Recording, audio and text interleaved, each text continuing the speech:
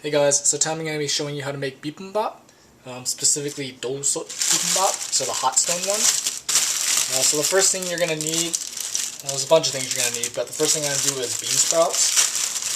So normally I make this for about 3 people, so I kind of just put as many bean sprouts as I need for 3 people. So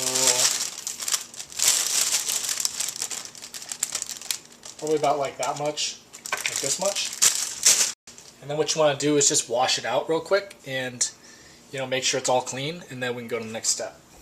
Alright, so after you've washed out the bean sprouts, what you want to do is take your sesame oil and put about a tablespoon sesame oil in there, and then just mix it up.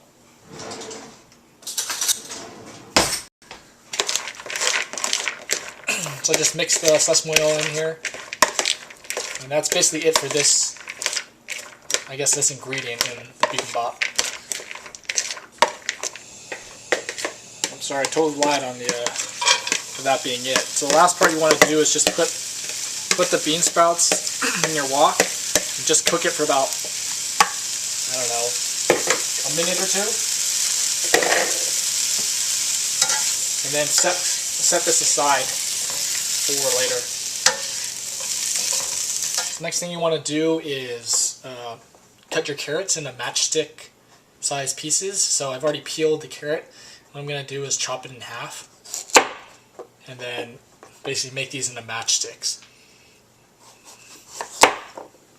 So what I do is I split them in half first and then kind of cut it into those sort of like matchstick size pieces, and I actually cut them again after this. So what I do is,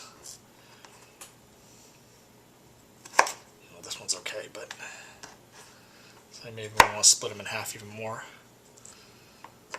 So what I do for these big middle pieces is I'll stack them, cut them in half.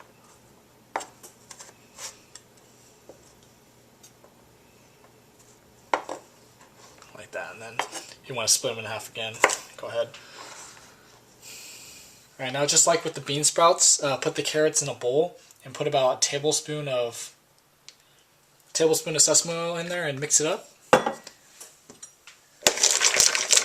And then we're going to do the same thing. We're going to basically put these in your wok for like a minute. Alright, and again, put the carrots in your wok and then just stir fry for about a minute.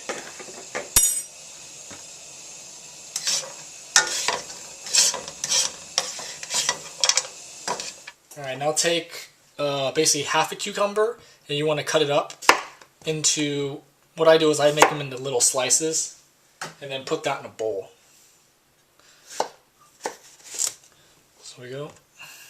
Cut up half the cucumber, and what I do is I just cut it into slices like this, kind of like with the carrot, same thing, and then I cut them into a lot smaller pieces. Alright, so then what I do is I'll take one slice, cut it in half like this, and then just chop these 2 slices into small pieces.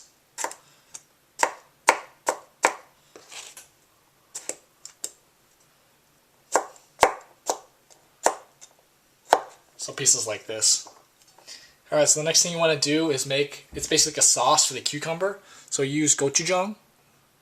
Okay, so it's basically like red chili pepper paste. So use 2 tablespoons. So go ahead and put it into a little bowl here. Okay.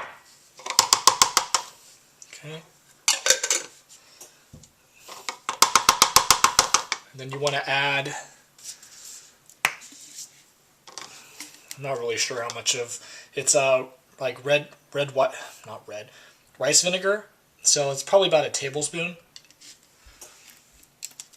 And then add maybe half a tablespoon of sesame oil. And then what you want to do is mix that up. Basically your goal is just kind of to make the the gochujang kind of not as thick.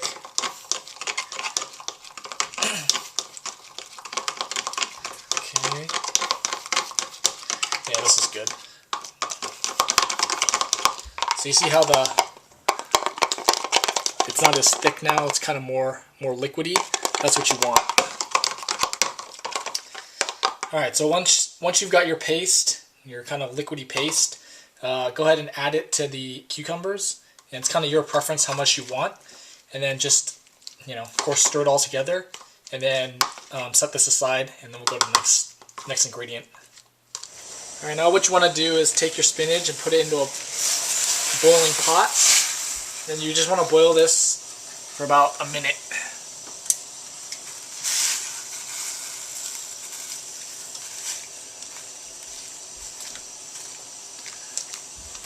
So there we go. So let this boil for about a minute and then put it, into a colander. Alright, once you've boiled the spinach, then what you want to do is basically cool it off.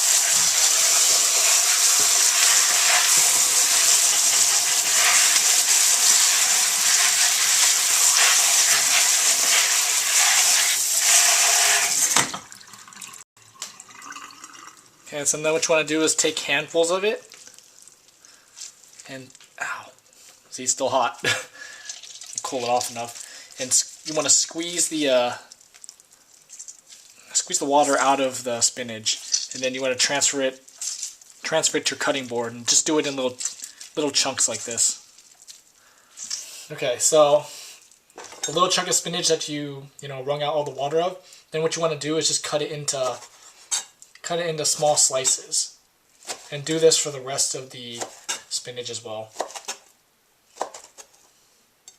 And again, just like with all the other ingredients, add about a tablespoon of sesame oil to the spinach, and then mix that up, and then set this aside as well.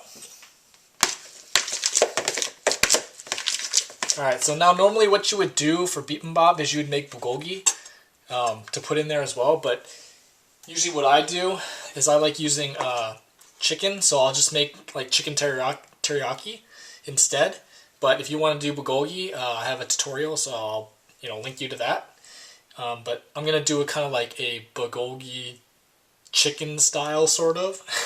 So, anyways, so I just buy it's sliced chicken breast, and then I'm gonna cut it the same way as you would cut bulgogi.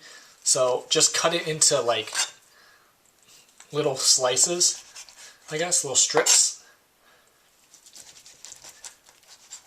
Alright, so like I said, I do chicken teriyaki instead of bulgogi, so this is about 0.75 pounds of turkey breast, sliced turkey breast. So what I'm going to do is just add Yoshida's teriyaki sauce in here. I'm not really sure how much, probably about that much, however much that was, probably about half a cup maybe. And then what you want to do is just mix it around. Make sure it gets, everything is coated evenly. And then let this sit for like 15 minutes. Alright, once you've let your chicken teriyaki sit, your bulgogi sit, then go ahead and just fry it up.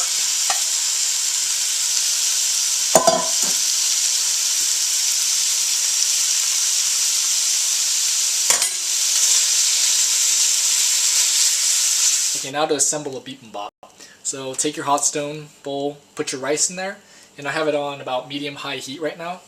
And then basically, after that, just all the ingredients you've made, just gonna put them in there. So I'm gonna put my chicken teriyaki in there first.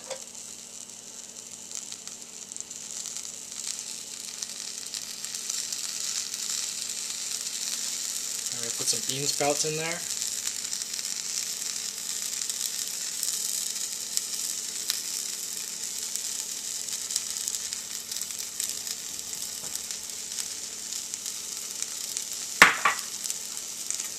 And the carrots.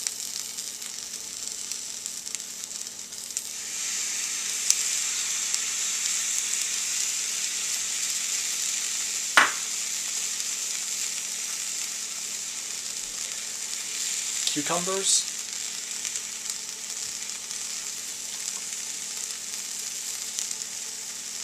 And then lastly, the spinach.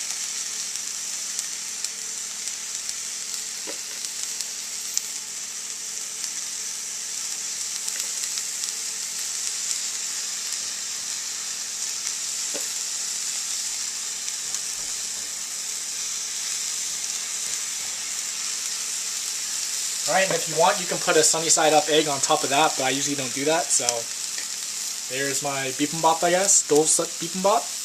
What you want to do now is just let it sit for probably about 10 minutes on this heat, you know, so you get that nice burnt rice, you know, the crispy rice on the bottom. So you'll start to hear the rice start to pop. Makes a lot of popping noises, so once it starts doing that, then you can turn it off and you're good to go. So I hope so enjoy your meal.